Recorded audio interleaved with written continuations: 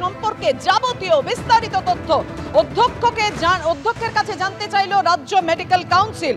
কতদিন ছুটি নিয়েছেন কিঞ্জল এবং সেই ছুটি কিঞ্জল নন্দ জুনিয়র চিকিৎসক তিনি নিয়ম মেনে নিয়েছিলেন কিনা, আরজিকর মেডিকেলের পিজিটি হিসেবে কত শতাংশ স্টাইপেন্ড পান কিঞ্জল নন্দ, পিজিটি হিসেবে 80% উপস্থিতি আছে কি কিঞ্জল নন্দের, জানতে চাইল রাজ্য মেডিকেল কাউন্সিল। এর আগে জানেন আশফাকুল্লাহ নাইয়ার বাড়িতে তল্লাশি থেকে শুরু করে তাকে থানায় ডেকে পাঠানো, এফআইআর এবং তা নিয়ে হাইকোর্টে একের পর এক প্রশ্নের মুখে পড়ে পুলিশ যে কেন তড়িঘড়ি এফআইআর হলো, যদি পুলিশের কাছে তথ্য প্রমাণ না থাকে কি কারণে এত তৎপরতা, একেবারে ছত্রে ছত্রে পুলিশকে ভর্ৎসনা করে আদালত আশফাকুল্লাহ নাইয়ারকে তলব এবং তার বিরুদ্ধে এফআইআর নিয়ে। যে কারণে আশফাকুল্লাহ নাইয়ের বিরুদ্ধে যে মামলা হয়েছে সেই মামলায় 6 সপ্তাহের অন্তর্বর্তী স্থগিতাদেশের নির্দেশ দিয়েছেন বিচারপতি।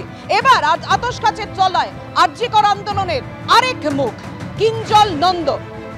জুনিয়র চিকিৎসক অনিকেত মাহাতো এই মুহূর্তে আমাদের সঙ্গে টেলিফোনে রয়েছেন। ডক্টর মাহাতো, আপনি শুনলেন যে আশফাকুল্লাহ নাইয়ার বিরুদ্ধে যে পদক্ষেপ হয়েছিল, এবার আতশ কাচের তলায় আপনাদেরই সহকর্মী আরেক চিকিৎসক কিঞ্জল নন্দ, তার বিরুদ্ধে যাবতীয় তথ্য জানতে চেয়েছে রাজ্য মেডিকেল কাউন্সিল অধ্যক্ষের কাছে।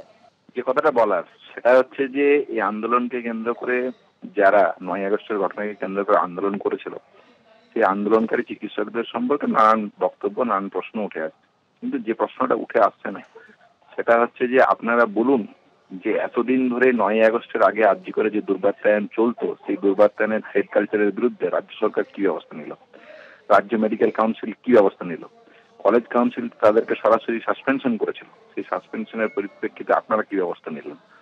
তাহলে সেই জায়গাতে সরাসরি নবান্নের সভাগৃহের মিটিং এর দিকে যদি নজর রাখেন তাহলে দেখবেন সেদিন মাননীয় মুখ্যমন্ত্রী সরাসরি থ্রেড কালচারকে সমর্থন করলেন। তাহলে তারা থ্রেড কালচারের পক্ষে আর আন্দোলনকারী চিকিৎসকরা হলো তাদের দু চোখের বালি। তাহলে যে জায়গাটা পরিষ্কার ভাবে উঠে এসছে আশফাকুল্লাহ নাইয়া যেভাবে লড়াই করেছে কিঞ্জল নন্দও ঠিক সেভাবেই লড়াই করবে। আমাদের কাছে লুকোনোর কিছু নেই, আমরা সবার সামনে সাধারণ মানুষ, সংবাদ মাধ্যম, গণমাধ্যম থেকে শুরু করে সবাইকে সাথে নিয়ে এই লড়াই লড়েছি। যাবতীয় যা কিছু আছে সবার সামনে দিনের আলোর মতন পরিষ্কার, নতুন করে কিছু বলার নেই। তাহলে আন্দোলনকে দমানোর চেষ্টা একের পর এক এই অপচেষ্টা কন্টিনিউ করে যাচ্ছে এবং যেহেতু আরজিকর প্রাণকেন্দ্র আন্দোলনের, সেই জায়গা থেকে আরজিকরের চিকিৎসকদের একের পর এক এই ধরনের ঘটনা ঘটানো হচ্ছে।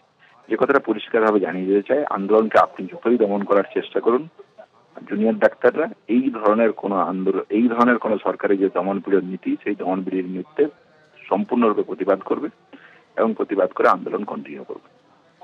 ডক্টর মাহাতো, আপনারা আগেও বলেছিলেন সরকারের দমনপীড়ন নীতি, আশফাকুল্লাহ নাইয়ার পর এই যে কিঞ্জল নন্দ তার সম্পর্কে যাবতীয় তথ্য জানতে চাইলেন, এটাও কি দমনপীড়ন নীতির অন্যতম একটা মুখ বলছেন আপনি? একদমই তাই, একদমই তাই। সরকার যখন স্বাস্থ্য দুর্নীতি এক্সপোজ হয়ে গেছে আন্দোলনটা, তার যে পুলিশের ভূমিকা এই আন্দোলনের জায়গা থেকে এক্সপোজ হয়ে গেছে, পুলিশ সিস্টেম এবং স্বাস্থ্য দপ্তরের উপর মানুষ আস্থা রাখতে পারছে না।